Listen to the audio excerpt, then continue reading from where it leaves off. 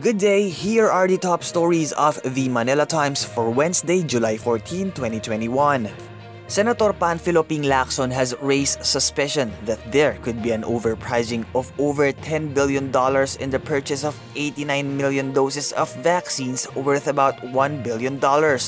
The senator was reacting to a report that the government has so far bought 89 million doses of vaccines against the coronavirus disease 2019 or COVID-19.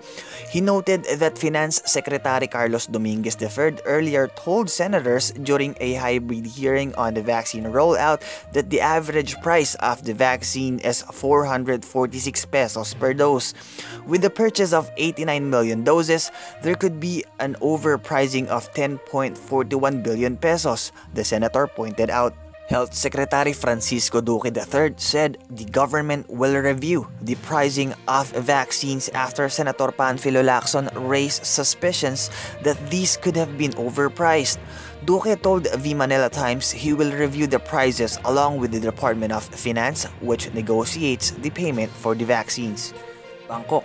Tedros Adhanom Ghebreyesus, Director General of the World Health Organization or WHO, has warned of the devastating outbreaks caused by the Delta variant of COVID-19, saying that the new strain of the virus was infecting people at a scorching pace.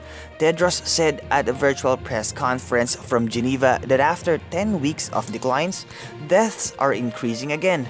The virus variant first identified in India in October 2020 is continuing to spread around the world and has now been detected in 104 countries, he said. Davao City Mayor Sara Duterte Carpio is the top bet of Filipinos for president, according to the June 2021 Ulat ng Bayan National Survey by Pulse Asia Research Incorporated. The pollster said 28% of those surveyed said they would vote for Duterte Carpio. She was followed by Manila Mayor Francisco Isko Moreno Dumagoso at 14%, former Senator Ferdinand Bongbong Marcos Jr. at 13%, Senator Mary Grace Poe at 10%, Senator Emmanuel Manny Pacquiao at 8%, Vice President Maria Leonor Leni Robredo at 6%, and Senator Panfilo Lacson at 4%. Meanwhile, President Rodrigo Duterte and Dumagoso topped the list of preferred candidates for Vice President at 8% and 4% respectively. Topping business, economic managers remain optimistic about the country's debt metrics despite Fitch Ratings' negative view on the Philippines' investment-grade credit rating. Finance Secretary Carlos Dominguez III said that the national government debt as a proportion of gross domestic product or GDP is expected to settle at a still manageable level of 58.7% this year. Fitch observed in its most recent rating action comments that the country's general government or GG deficit widened to 5.4% of GDP in 2020. Up from 1.7% in 2019 due to increasing COVID relief spending and poor GDP growth.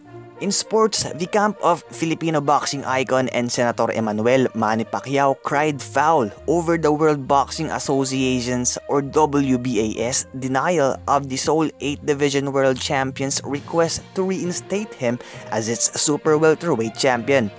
In January this year, the WBA stripped Pacquiao of his championship belt due to his inactivity in boxing.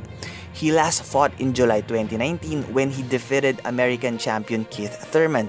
The WBA relegated Pacman as champion in recess and promoted Yordenis Ugas of Cuba as a regular champion in the division.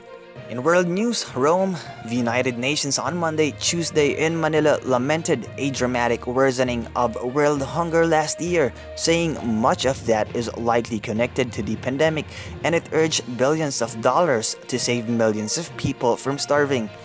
A report issued jointly by 5 UN agencies said hunger outpaced population growth in 2020 with nearly 10% of all people estimated to be undernourished. It said the sharpest rise in hunger came in Africa, where 21% of the people, 282 million, are estimated to be undernourished. UN Secretary General Antonio Guterres said The new tragic data shows that between 720 million and 811 million people in the world faced hunger last year, as many as 161 million more than in 2019. Rigoberto Tiglao and Marlon Ronquillo are today's front-page columnists. Tiglao likens the support of the US for the Philippines' arbitration victory to its weapons of mass destruction lie, while Ronquillo tackles the depth-edge shooting, the truth-telling messenger.